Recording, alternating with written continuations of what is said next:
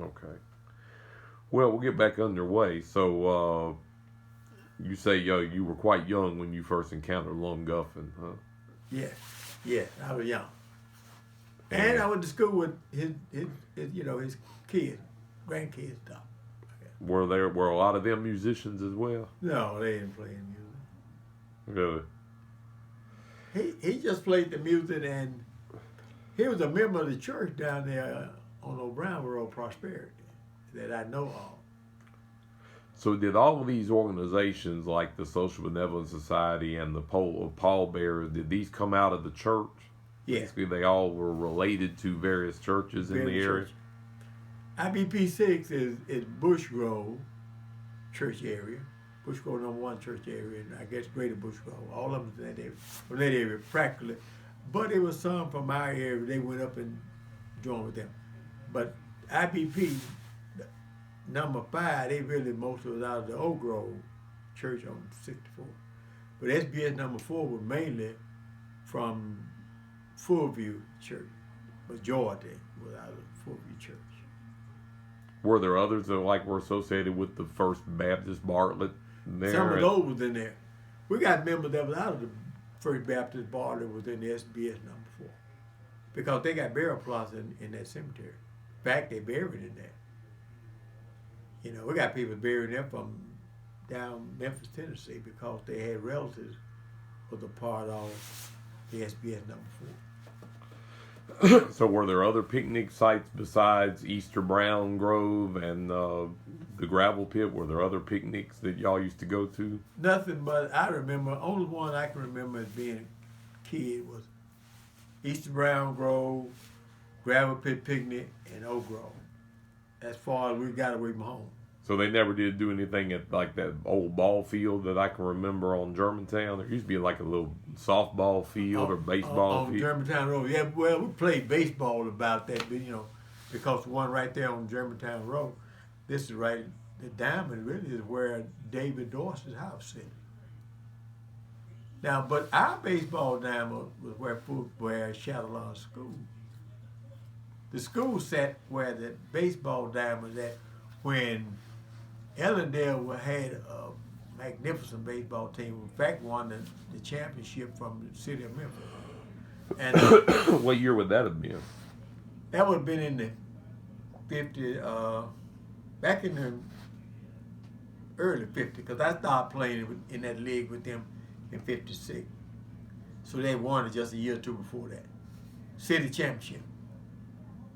Ellendale did. But then at that time they had a baseball team with not just really semi-pro. We had fellas that been up to the pros and came back. We had guys that played it with the Memphis Red Sox. With down there, they played in that league. They got hurt older and they quit. They cut them from the team. And those guys that played against the Kansas City Monarchs and against Willie Mays and all them when they was playing, they had played against them. Wow. So who would Ellendale play? People like Cordova or Fisherville? No. We played in the semi-pro league. We played team downtown. We was the only team cut out from the county that played in the city league. We played teams like the Letter Carriers, Dave Dermott, Jim, Black Caps, and felt like that. But on Sunday, they called it like outlaw. We played any little team around like Memphis Hardwood and Fort Pillar, the prison from Fort Pillar, played them. They would bring those prisoners down that played baseball to Ellendale. So what was a typical picnic like if you went to one at Easter Brown or if you went to one at the gravel pit? I mean, what all went on? And food, music, fellowshipping, and plenty of dust, and the band playing, and people dancing that dust to the music. So people would dance to these Fife and drum bands. They had them older folk would dance. I don't know what kind of dance they called it, shuffle or something. But they would dance to that music that he be playing. Sally got a bigger leg than anybody else. If you want to go to heaven, you had to go by himself. That was one of the lyrics to the song. That's the only part of it I remember. That's the only one I remember. Wow. And so what kind of food? Like, they barbecue. They would barbecue. They'd have whole hogs on pits. fish and watermelon, drinks, and all this kind of stuff. Sound like fun. It was. It was great. That time you couldn't hardly get up Brunswick Road. They almost, because they was on both sides of the road all the way down in them woods, like big stand. Each one had a little old stand set up, and he was selling food. This was selling food, and people just all back and forth across the road to that stand over there. Had a little game set up. Yeah. So where would they put the band at? Way down at Oh, the he would foot of just the hill? they just go back there wherever they could get somebody to let them set it up at. And they would set it up there, and maybe this time, but really they carry it back there to keep people from gathering around. If it's close to the road, people be gathering all out in the road. So they had to move it back in there, keep people out of the road. And I mean, what would the typical band have? Like, how many snare drums, bass drums? Oh, I really didn't pay any attention to how many drums. The main thing I liked was the big old bass drum and the Fife. Yeah. And those were the ones that I really. But they be playing them and playing, guitar. They didn't have no amplifier to them. They just playing them old big old guitar. That's what They would play them with the fife and the. Oh, they play them. Yeah, they be playing them. You could really hear nothing but the bass drum and the Fife. That's mainly what you could hear. Well, so why did all this kind of stop? Why did they quit doing the Brunswick Picnic, the Easter Grove Picnic? It got after they got older, and that older group passed on. Younger people just didn't do it, and then plus the music changed. After 63, 65, they kind of stopped the gravel. That was the last one that was the gravel pit picnic, and they stopped it because music changed. They had jukebox in there and all this and that stuff, and so lights all over the place. So it just really changed. But it started out almost like a little old ball light. Yeah. That's where it started. That's where it was, the Easter Brown Grove.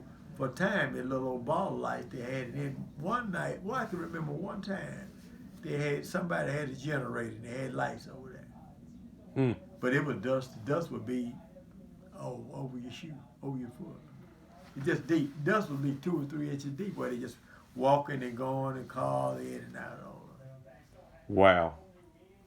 Do you suppose anybody actually took any pictures of any of this or had any film of any of it? Oh, no. Camera was obsolete just about with at that time with people out that way. See, our way, nobody ought to have no cameras or nothing. Just there to pick. They would even have, like then. There wasn't a lot of sodas like we have pops and things. Now, there wasn't a lot of, they had lemonade. They would be selling lemonade.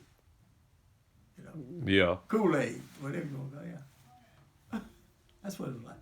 See, you're talking about back in the 40, let's just go back and say 48, 49. Well, no, we didn't even have lights in our house. Wow.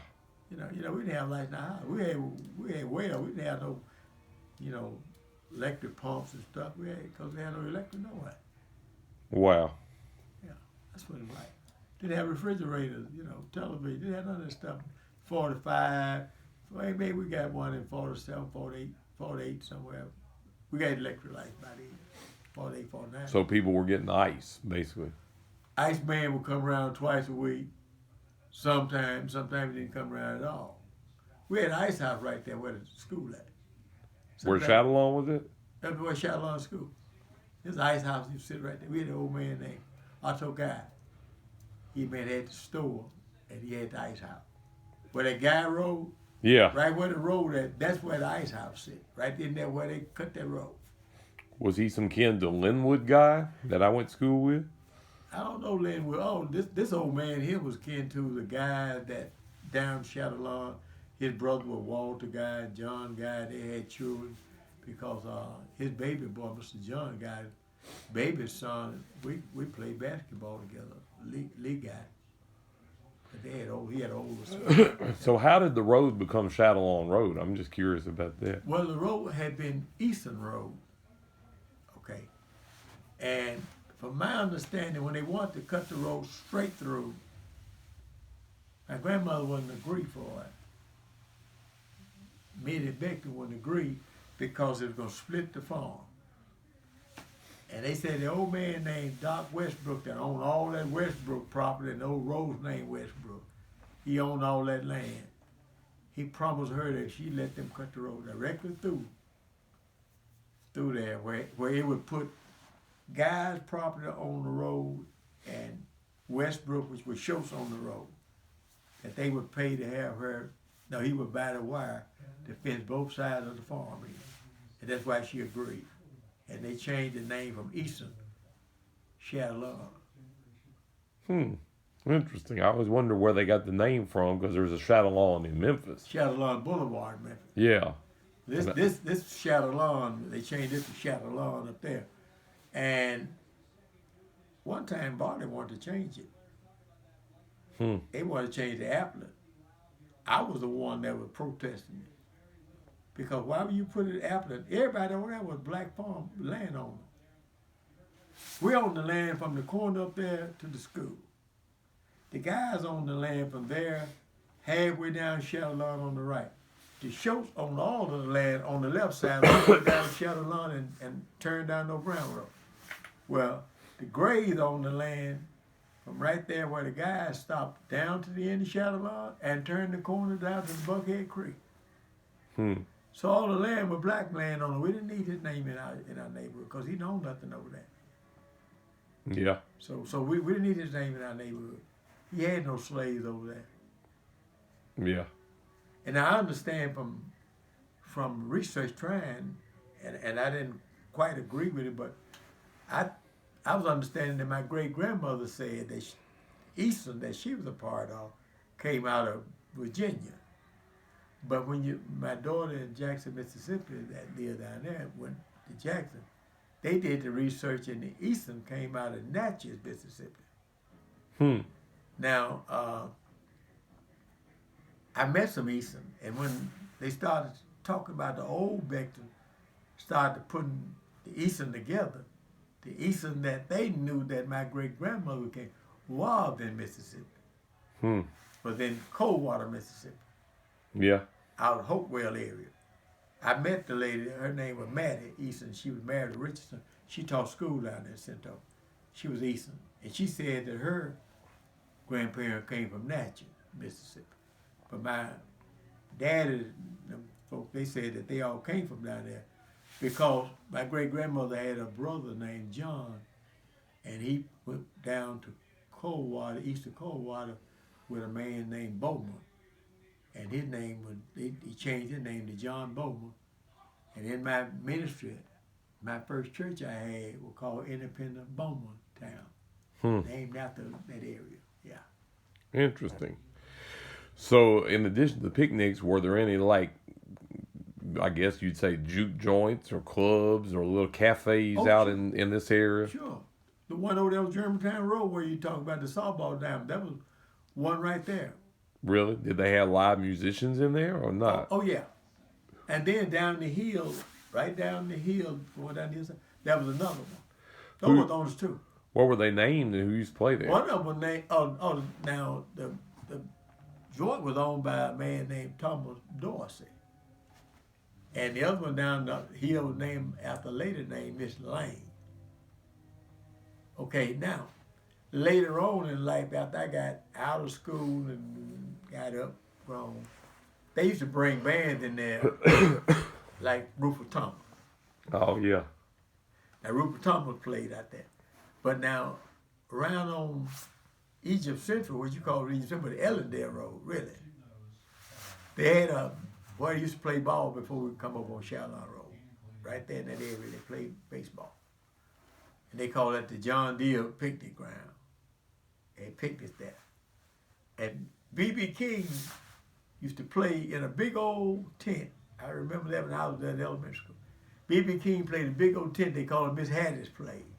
Later, I think I said Miss Hattie run this little big old tent. She had a tent set up. It wasn't no building, it was a tent. And this was on Egypt Central Road? Well, it's Ellendale Road. I know what you're talking about. Okay, you know where the little part cut off still say Ellendale going around there? By the time you go around there, where the first 3-4 houses, my cousin lived there, that was the place where they played baseball. And they had a place there, had a big tent set up bigger than this house, and they called it Miss Hattie's place, and B.B. King played there. Wow. Yeah. And of course, later on, I remember hearing there was a malt stand over on Old Brunswick. That malt stand was called Dot's Malt Shop. But the malt shop was my history teacher. She did it, and her sister ran it because of the fact that she was trying to get somewhere for kids in high school to go without getting involved in the wrong direction. That was my history teacher. And she taught me history in high school at Barry Chapel. Her name Miss Smith. And she married later and built a split level house where the malt shop had named Miss Spencer. She built that for the sake of keeping kids getting involved. That's what over in Bridgewater was. That Henry Bond, that's what it was. It was a building for kids to go dance and go on. No alcohol was allowed up there. Where was that building at? That was in Bridgewater. Like where, at Charles Bryan Road? And Off of Charles Bryan, between Charles Bryan and Dexter Road is in that area. But it was called Henry Bond Stand. So I guess none of these buildings are still standing. No. These little jukes No. and cafes. No, but that one was, did nobody hardly go there but high school kids. A few fellas that was a little older would still come in from school, but that's what it was for. It was for kids to go, they could dance and play music, nickel, dime in the jukebox and play music and dance. So were there other blues musicians in the Bartlett area, or was Lum Guffin pretty much the only one? That's the only one that I ever knew of. You know, everybody just played the little own little thing, but not like he did. He just went out and played. Other people just call themselves playing piano and stuff around home and playing little stuff, you know. But really about that.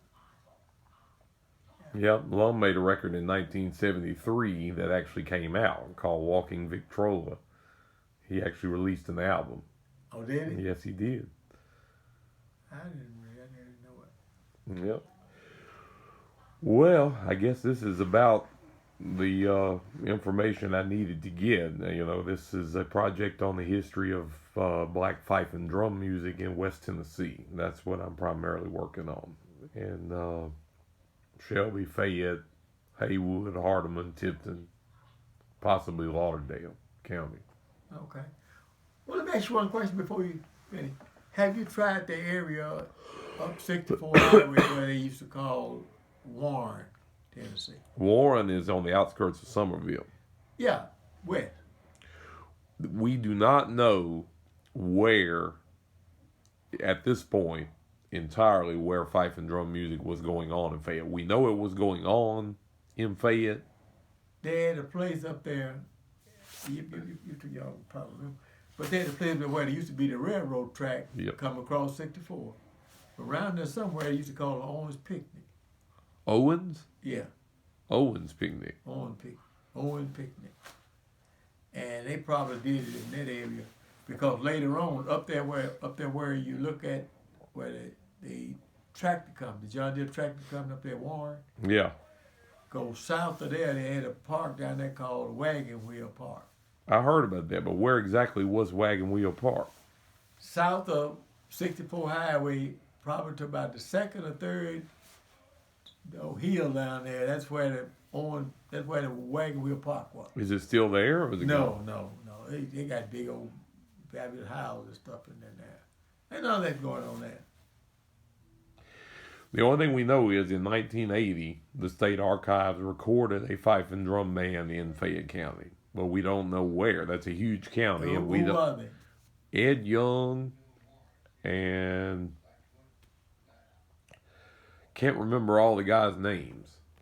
I can look it up, but which I will do. Mm-hmm. But we don't know where in that county they were. The only other place we know of that it went on was at Fredonia, which is outside of Stanton. I know Fredonia. And the woman in Brownsville wrote a news article about it, found a picture of them. And it was very interesting because the fife and drum band in Fredonia was the first one that I have encountered that was affiliated with the Free and Accepted Masons. We found lots of fife and drum bands associated with, pallbearers, social benevolent. This one was associated apparently with a Prince Hall Lodge. That's not something I've seen before. See, the Fredonia area off of 40, north of 40, Interstate 40. Yeah. And the old Fredonia church, where my wife family was in there. She had an auntie that was in Fredonia church. Right. And on the other side, back where you call Puyum, that's where her dad was a deacon at Puyum Chapel Church right there. See, they had an old Fredonia and a new Fredonia. Right. One was in Haywood County and the other was in Fayette County. Right. And that's where my wife folk were from. There's still a Fredonia picnic every Labor Day. Oh, really? But they don't do fife and drum anymore. Oh, no, nobody do that now. They hire a band from Memphis, Booker Brown and Big Don Valentine, and they get them to play in the woman's backyard. And she must be 90. I think her name is Gilliam.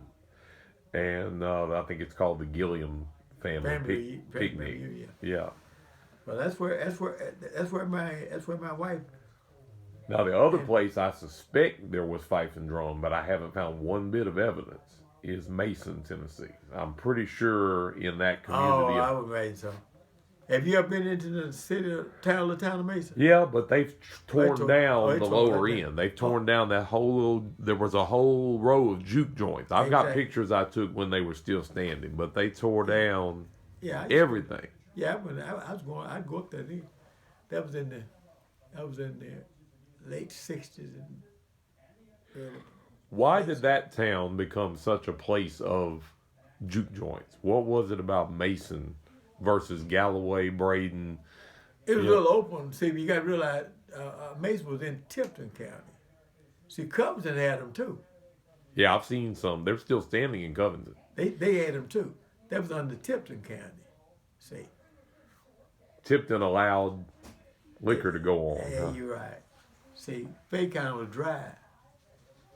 Haywood must have been too. It was dry. So everybody went to Mason.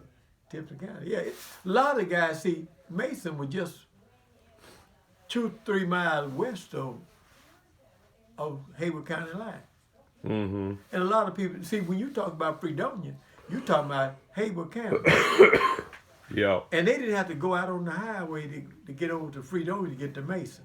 That was the back way to come around. Yeah. Come around by what we used to call, what happened when in our National Baptist Convention, Dr. J. Jackson bought the Freedom Farm. Yeah. And you could go around by the Freedom Farm and come into Mason, which was in Tipton County, and not go out to the highway to go back to Haywood County. Yeah. So that's why. And there's still a big baseball field and picnic ground out from Mason called Zodiac Park. Okay, that's what they called it. Yeah. Back then, back when I was, 45 years ago, they called Booster Pete. Booster P? Yeah. Why? Don't ask me. And that Booster Pete, out there off Austin P, you could go in from that area around there to Booster Pete. And he had those 100 horses they used to race over there. All the black guys that had horses with them little 100 horse, they used to race them things over there.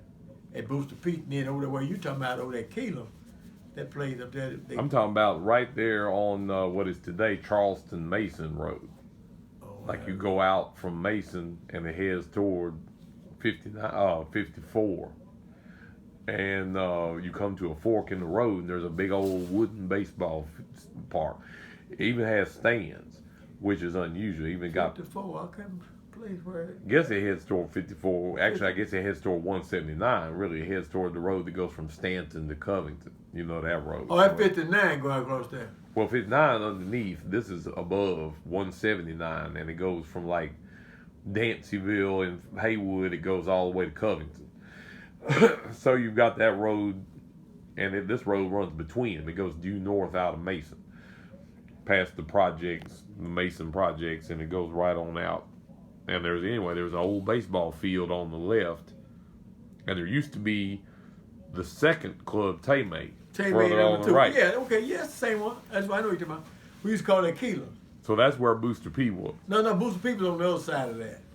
He was off 59, right off, when you get over 59. Oh, you talking about where the Jack Pond Road is. You talking about where there used to be a little juke joint there. There used to be a little cafe there. When you go out to 59 to 14, and you go no, that's somewhere else. Turn right, that's where Booster P was. No, but you talking about Tay-May number 2. This is between Tay-May 2 and Mason itself. This right, is okay, I know there's an old baseball park there. Yeah, still there. They guess they still use it occasionally. Well, I know about what you're talking about. Yeah, but that then was after there used to be a place called Gaylor, which was a high school out there. I played basketball in there. That was a school. That was a church. That Gaylor gymnasium was where the Gaylor High School was, right in there. Yeah. That's right in there, Keeler. That's where they had that well with that water that everybody was going getting because they thought it had a healing process in it. Really? Oh yeah, they used to go get it.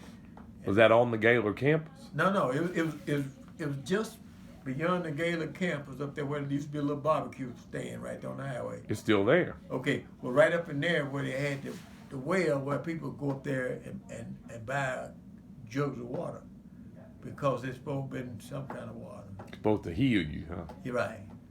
Did it work? I don't know, but I that's where they used to go get it. And everybody went to that well getting that water. A lot of people, well, no, everybody. A lot of people did, but I never really drank any of it. I didn't like the way it looked. Oh, yeah. It wasn't clear. Yeah, mineral water, huh? Right, that's what it's supposed to be. All right. Well, I appreciate your time, Reverend Becton. This was, enlightening and useful information that we needed. I appreciate it. Can you recommend anybody else that I should talk to, particularly regarding Lum Guffin and the independent pole bearers and some of these organizations? I wish you had asked that a few years ago before the president of the IBP number 5 at Oak Grove had passed. He was the president of that. And I don't know any other older member. He was old, we was in high school. He's 70 something. But anyway, he would have been close to 80 now. But he was the president. He just passed away. He's president of that IBP number 5 at Oak Grove. But over at Brunswick, I don't know anybody that's really old enough to really know anything about it. Well, that's one thing I didn't ask you either. How on earth did they come to build a subdivision? And how did there come to be, Independent Society Road, all the different, obviously they laid that out and planned that as an organization. Well, now you got to realize, a lot of them people had owned land because that house right there on the corner of the Society Road, that old man, Casey, he was pretty well off. And then one of the richest guys was right in this area, black, was Obsolete Hart, and he lived down that way. And the reason, in Obsolete Hart, the reason he was like that because he was brought up under Miss Ellen Davis, Roger. Oh yeah. Yeah, that's where. Any kin to Kelvin Hart that I went to school with? Oh no. This Obsolete Hart, O.L. Hart, he lived on Germantown Road now, right in there where the Nissan Infinity plant.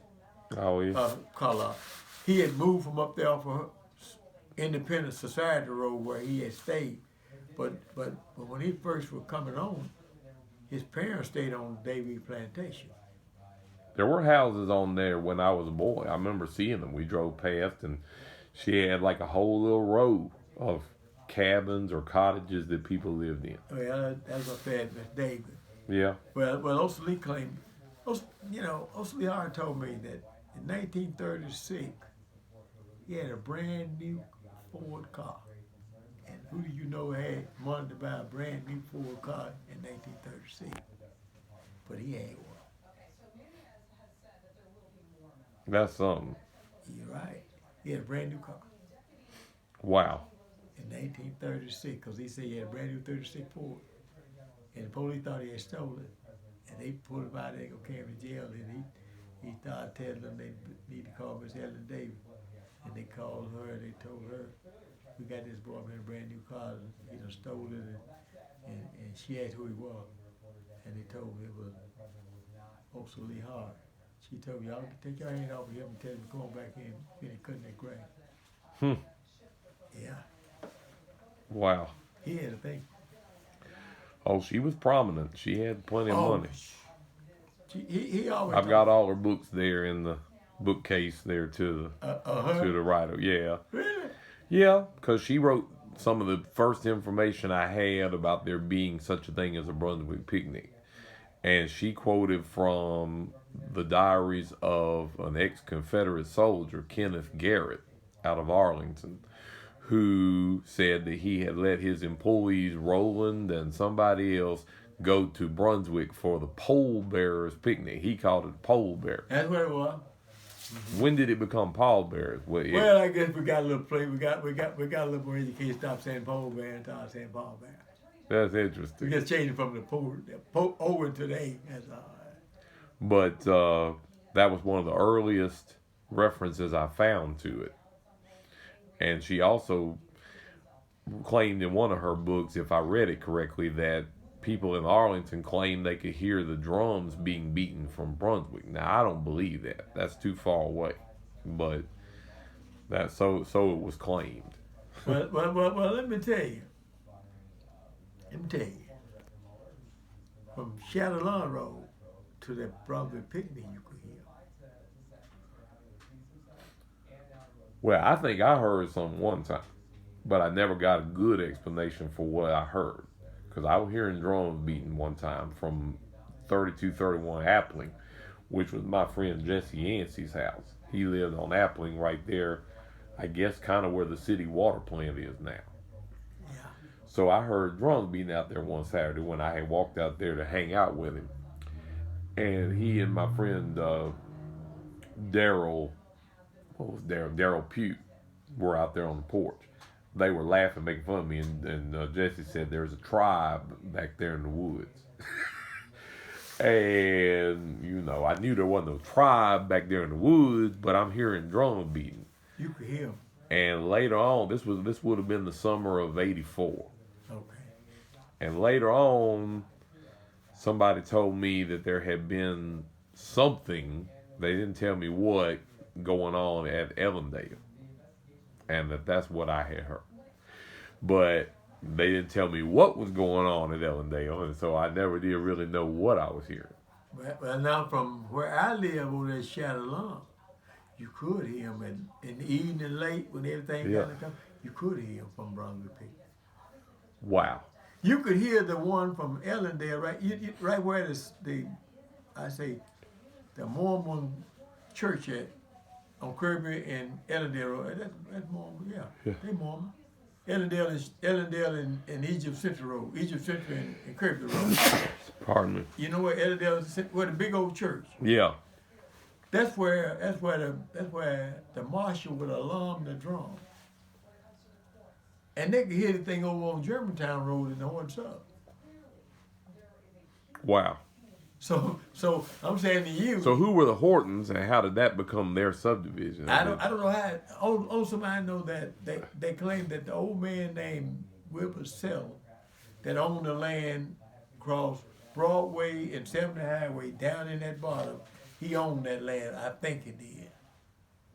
Wilbur Sell. They were settled? I think his name was Wilbur. The old man. He owned all land, and he owned that. I thought somebody told me he owned that land up there in the Horton Sub. Any kin to Malcolm Settle that went to the No, bar? this old white man had plenty. Oh, okay. At Bryn Morning. No, he had people living on his place down there. When he stayed down when they stayed back down in that bottom, all that down there was 70 and Broadway. But remember the big old bottom where they farmed in wood back in there. All that building, they did that since the 40s, 50s.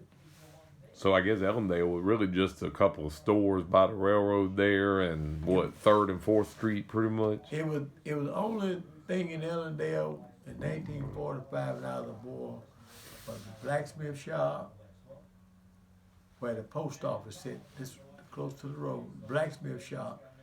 Shelton stayed in the house right next to it. And straight across the street from there was a grocery store named a man named I.L. Johnson. He owned the grocery store. And one was sitting on the east side of where the post office they called J.Y. Williamson. And across the street where Hugo Plummer, that was Miss B.P. Harron. That's where the post office was at. Huh. And that's where the train would come through there and snatch the bag off the rail out there. Was there a depot? No. The depot's open down beside the railroad track where that little warehouse is down in there. But it was already gone. Oh yeah. It was gone when I got big enough to go to school. But the post office was right there in that street. Now it looks like Brunswick's depot was standing longer. Oh, it was. Now years ago, I can vaguely remember a gin being down there beside the railroad down there. Well, I remember gin in Bartlett. Oh yeah, in right my there. lifetime. Sinclair. Yeah. Well, Sinclair Service Station. And that was Red Fuller. Well, okay, the gin right there behind there, and he was the fire chief. I interviewed Red Fuller when I was a little bitty boy. I think I was still in elementary school. He was the fire chief. And he told me that the little street behind there was named Main Street. And I went to the city of Bartlett and asked them to formally put the signs up and call that Main Street, and they did. But see, he was one who told me that had been Main Street. See, I didn't know that. Well, right down State Road 9 has been State Road because that's the route for the stagecoach to travel. Yep. That's what that was. And see, if you look at a map of Bartlett, this is funny too. It's gone, but Woodlawn wasn't supposed to go through. It was supposed to stop in a courthouse square where court is, and there was supposed to be you're supposed to have to go to the right or to the left like you would in Somerville. Oh yeah. And if you look at the map, there were little business lots all the way around. If you look at the plat, that was supposed to be a courthouse square. Right. And apparently at one time there really was a courthouse in there. Okay.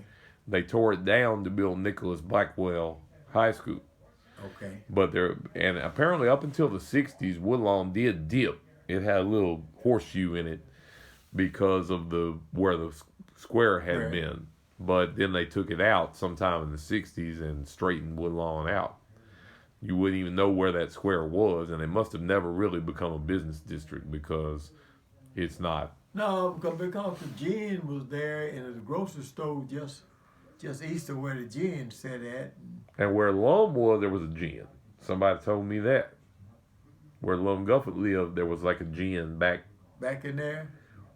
Said well, now all the time I remember the gin was down that Billy Mary in O'Brien. That's it. And O'Brien, that was Albright. Yeah, there's still an Albright Drive right there where it was. Well, that was where the gym was. Where the Albright Drive is on this side. The gym sit across the road over there. Oh, did it? Yeah.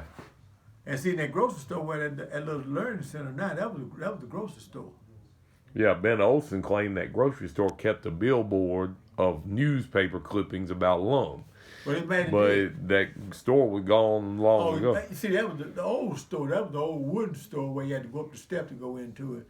And that was run by a man Terry. And I think one time that store might have been called Pete and Bell. I don't know.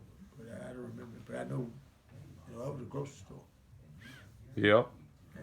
Well, did they always call that little road Guffin Road, or was that just a private driveway? Now, back years ago until now, they just made that a road called the Guffin Lane. It wasn't nothing but a driveway down through there. And it was dirt. It was a dirt driveway. He didn't have no gravel on, no nothing on. It's just a dirt lane going down there. Nobody back in there but him and them. Yeah. Guffin, that was owned by somebody back in there. And the house is still there. Yeah, but those were the only one people back then. Wow. Yeah. And that's a legendary spot. Well, yeah, because I think the Guffin had, quite a bit of land back there. So I'm trying now to get historic status for that and a marker placed. That'd be great. All right. Well, I appreciate you, Reverend Becton. All right, then. I hope I didn't take up too much of your time. I'm going home now and then try to get ready for church tomorrow. Okay. And what time is it?